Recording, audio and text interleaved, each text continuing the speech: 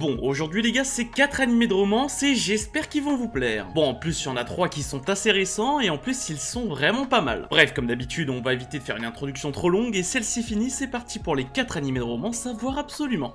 Dans la mystérieuse citadelle de Kowloon, figée dans le temps, Reiko Kujirai et Hajime Kudo sont deux agents immobiliers aux visions opposées. Reiko, attachée à cette forteresse urbaine, trouve également du charme dans la modernité qui envahit peu à peu la région. Hajime, quant à lui, ne supporte que l'authenticité de cette ville aux allures d'un autre temps, rejetant tout ce qui incarne le progrès. Entre querelles quotidiennes et moments partagés, une romance naissante semble se dessiner entre les deux compères. Mais est-ce réellement le début de leur histoire? Un jour, Reiko découvre une photo sur laquelle elle et son collègue semblent bien plus proches qu'ils ne le sont aujourd'hui, et dont elle n'a aucun souvenir. Tout cela pourrait-il avoir un rapport avec Generic Terra, l'immense bâtiment futuriste en construction au-dessus de leur tête? Kowloon Generic Romance est un anime en cours avec 8 épisodes de disponibles sur 13 de prévus que vous pourrez retrouver directement sur Crunchyroll. Le studio Arvo Animation est sur le projet, je pense que vous les connaissez certainement avec Returners Magic Shulby Special. Bon, pour cet animé là, c'est un petit peu plus que de la romance, même si je l'avoue, ça en fait grandement partie quand même, hein. Sinon il serait pas trop dans cette vidéo.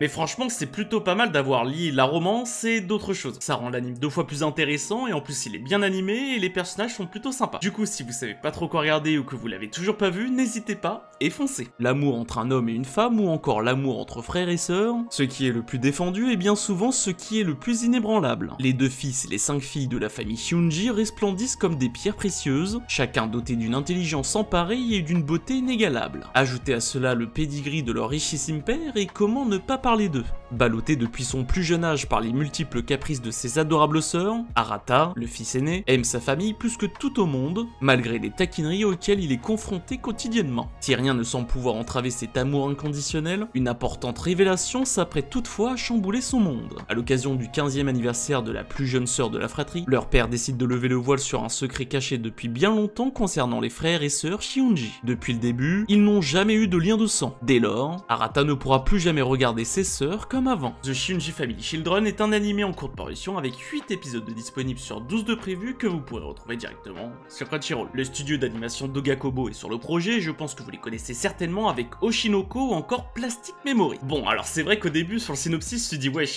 ça va être de l'inceste ou ça se passe comment? Mais en réalité au bout du 2e épisode, même premier je crois, ça casse direct le truc, donc ça va, ça va.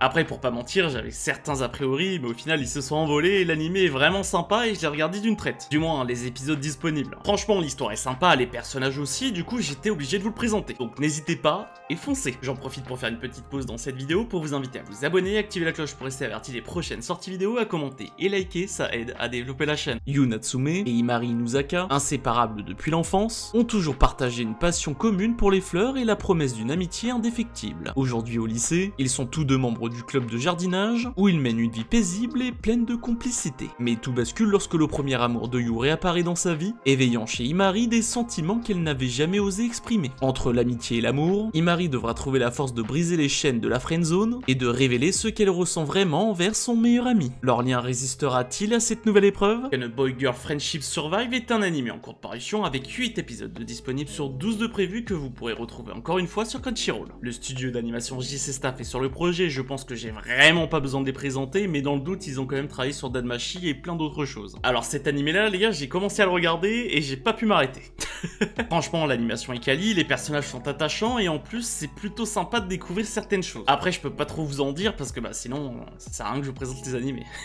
Mais franchement, si vous voulez un animé pour vous mettre à fond dedans, bah celui-ci est fait pour vous. Dès les premiers épisodes, on arrive à se mettre dedans, donc franchement, n'hésitez pas et foncez. Shikimori a tout de la petite amie parfaite. Mignonne, drôle, douce quand elle le veut. Une chose est sûre, elle ne manque pas de qualité. Toutefois, quand on s'en prend à Izumi, son frêle petit ami, la jeune femme dévoile également un côté sombre particulièrement effrayant. C'est par ailleurs ce dernier point qu'Izumi trouve particulièrement séduisant chez elle. Shikimori's Not Just Cuties est un animé de 12 épisodes que vous pourrez retrouver directement sur Crunchyroll. Le studio d'animation Dogakobo est sur le projet et je pense que vous les connaissez déjà étant donné que j'ai présenté 2 animés au-dessus. Pour en revenir à l'anime, dès le premier épisode, je vous avoue, on se met directement dedans. On comprend que le mec est un poissard et que la meuf est là entre guillemets pour le défendre. Et franchement, c'est plutôt sympa. L'animation est quali, l'histoire aussi, et les personnages sont assez attachants. Donc ça réunit pas mal de bonnes choses pour faire un bon animé de romance. Donc si vous ne l'avez toujours pas vu, n'hésitez pas et foncez. Les 4 animés de romance, c'est fini pour aujourd'hui. J'espère que j'ai présenté ton animé de romance préféré ou ta petite pépite. Et comme d'habitude, on se retrouve vendredi prochain à 16h. C'était Marathieu.